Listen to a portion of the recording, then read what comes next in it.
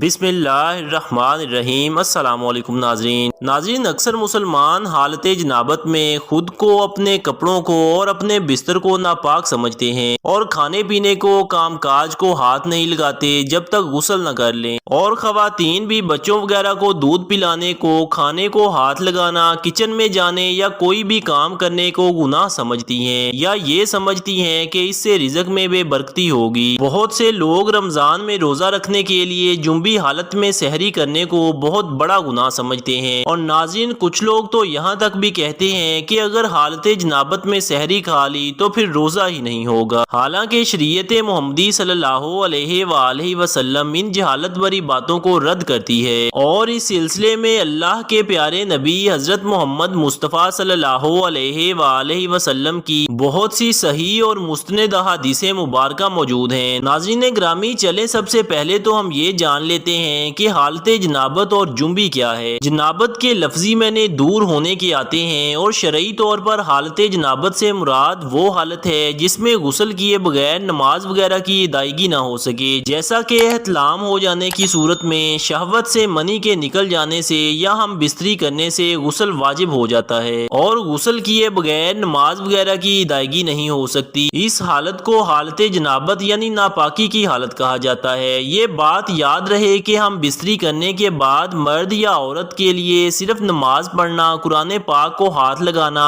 طواف کرنا اور مسجد میں ٹھہرنا حرام ہے۔ اس کے علاوہ باقی کے تمام کام کرنا جائز ہیں، اس میں کسی قسم کی کوئی قباحت یا ناپسندیدگی نہیں ہے۔ مرد و خواتین پر کہیں بھی ایسی کسی پابندی کا ذکر نہیں ہے، بلکہ غسل کرنے سے پہلے بھی جنابت کی حالت میں ہی تمام لوگ روزمرہ کے کام کاج کر سکتے ہیں۔ روزہ رکھنے کے لیے سحری کھا سکتے ہیں، کھانا تیار کر سکتے ہیں، یا پھر گھر کے دوسرے کام کاج بھی کرنا جائز ہیں، اور بالکل اسی طرح ماں بھی اپنے بچے کو دودھ پلا سکتی ہے اور ان کی دیکھ بھال بھی کر سکتی ہے۔ اس کی کئی ایک دلیلیں موجود ہیں۔ حضرت حذیفہ رضی اللہ تعالی عنہ بیان کرتے ہیں کہ میں حالت جنابت میں تھا کہ نبی کریم صلی اللہ علیہ وآلہ وسلم ان سے ملے، تو آپ مصافحے کے لیے ہاتھ پھیلاتے ہوئے ان کی طرف بڑھے۔ حضرت حذیفہ رضی اللہ تعالی عنہ نے کہا میں جنبی ہوں۔ اس پر آپ صلی اللہ علیہ وآلہ وسلم نے فرمایا مسلمان نجس نہیں ہوتا۔ اسی طرح بخاری شریف کی ایک 283 نمبر حدیث پاک ہے جس میں حضرت ابو ہریرہ رضی اللہ تعالی عنہ فرماتے ہیں کہ ایک دفعہ میں حالت جنابت میں ہونے کی وجہ سے حضور اکرم صلی اللہ علیہ وآلہ وسلم کے سامنے ہونے کے باوجود بھی ان سے نہ ملا، جس پر نبی پاک صلی اللہ علیہ وآلہ وسلم نے فرمایا کہ مسلمان ہرگز ناپاک نہیں ہوتا۔ حافظ ابن حجر فتح الباری میں لکھتے ہیں اس حدیث میں اس بات کا جو راز پایا جاتا ہے کہ غسل جنابت کو اس کے واجب ہونے کے اول وقت میں ہی تاخیر کی جا سکتی ہے، اور اس کا بھی جواز ہے کہ جنبی شخص اپنی ضروریات پوری کر سکتا ہے۔ ناظرین، ام المؤمنین حضرت عائشہ صدیقہ رضی اللہ تعالی عنہا کہتی ہیں کہ رسول اکرم صلی اللہ علیہ وآلہ وسلم جنبی ہوتے اور پانی چھوئے بغیر سو جاتے، پھر اس کے بعد اٹھتے اور غسل فرماتے۔ کسی نے حضرت عائشہ صدیقہ رضی اللہ تعالی عنہا سے سوال کیا کہ اے عائشہ، حضرت محمد مصطفیٰ صلی اللہ علیہ وآلہ وسلم آپ کے پاس رات گزارنے کے بعد نہا لیا کرتے تھے یا ویسے ہی سو جایا کرتے تھے؟ اس پر اما عائشہ صدیقہ رضی اللہ تعالی عنہا کہتی ہیں کہ نبی اکرم صلی اللہ علیہ وآلہ وسلم جنابت کی حالت میں رات گزارتے تھے۔ آپ صلی اللہ علیہ وآلہ وسلم کے پاس حضرت بلال رضی اللہ تعالی عنہ آتے اور آپ کو نماز کی اطلاع دیتے تو آپ اٹھتے اور غسل فرماتے۔ میں آپ کے سر سے پانی ٹپکتے ہوئے دیکھتی تھی، پھر آپ نکلتے تو میں نماز فجر میں آپ کی آواز سنتی۔ محترف کہتے ہیں میں نے ان سے پوچھا کہ کیا ایسا رمضان میں بھی ہوتا ہے؟ انہوں نے کہا کہ رمضان اور غیر رمضان دونوں میں ایسا پایا جاتا ہے۔ حضرت عائشہ صدیقہ رضی اللہ تعالی عنہا سے روایت ہے کہ آپ صلی اللہ علیہ وآلہ وسلم ہم بستری کرنے کے بعد سونے سے پہلے غسل کرتے تھے اور بعض اوقات تیمم بھی کر لیا کرتے تھے۔ حضرت عائشہ رضی اللہ تعالی عنہا سے روایت ہے کہ رسول اکرم صلی اللہ علیہ علیہ وآلہ وسلم جنابت کی حالت میں جب سونا چاہتے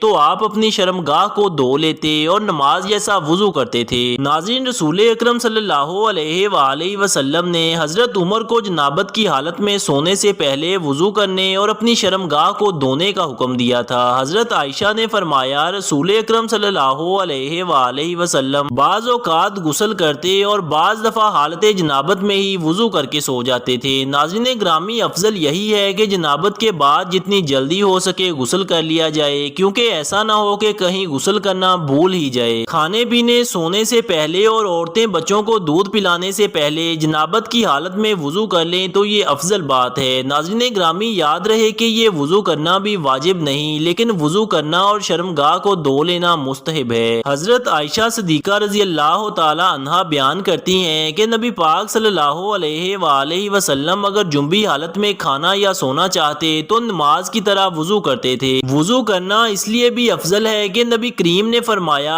3 لوگوں کے پاس رحمت کے فرشتے نہیں آتے: کافر کی لاش، خلوق خوشبو لگانے والا، اور جنبی شخص وہ بھی جب تک کہ وہ وضو نہ کر لے۔ اگر کوئی شخص جنابت کی حالت میں سحری کرنا چاہتا ہے تو اس کے لیے بہتر تو یہی ہے کہ وہ غسل کر کے سحری کرے۔ اگر غسل کا وقت نہ ہو یا دل نہ کرے تو وضو یا کلی وغیرہ کر کے سحری کر لینی چاہیے، اس لیے کہ جنابت کی حالت میں سحری کرنے سے منع نہیں فرمایا گیا۔ لہٰذا جس شخص پر غسل واجب ہو اور وہ صبح صادق سے پہلے غسل نہ کر سکے اور سحری کر کے روزہ رکھ لے تو اس کا روزہ درست ہے۔ ناپاک ہونے کی وجہ سے روزہ پر کوئی فرق نہیں پڑے گا، البتہ غسل میں اتنی تاخیر کرنا کہ فجر کی نماز قضا ہو جائے گناہ کا باعث ہے۔ پیارے دوستو، آخر میں اللہ پاک سے یہی دعا ہے کہ اللہ پاک ہمیں دین اسلام کے مطابق زندگی بسر کرنے کی توفیق عطا فرمائے اور اس مبارک مہینے کے صدقے ہمارے گناہوں کو معاف فرما کر ہماری بخشش اور مغفرت فرمائے، آمین۔